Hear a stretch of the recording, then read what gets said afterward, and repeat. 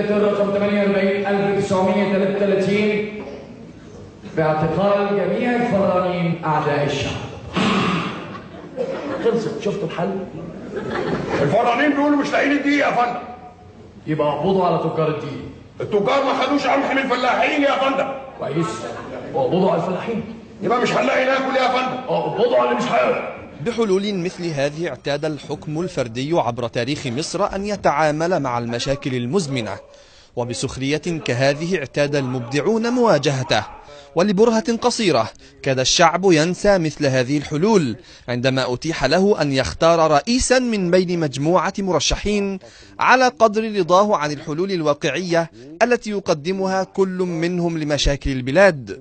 ولكن هذا لم يدم طويلا، وإذا بالبلاد تبدأ مرحلة جديدة من التعامل القديم مع أمراضها المزمنة، فيستيقظ الناس على المرشح الرئاسي العسكري يقترح مثل هذا الحل لأزمة البطالة. تخيل حضرتك أن أنا دبرت في خلال شهر ولا حاجة 1000 عربية.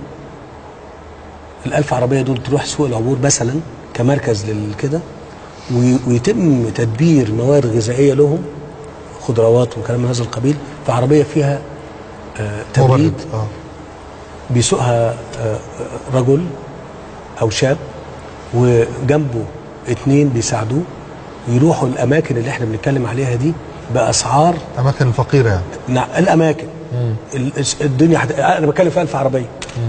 وإذا كان الزمن قد توقف عند الستينيات فيما يخص السياسة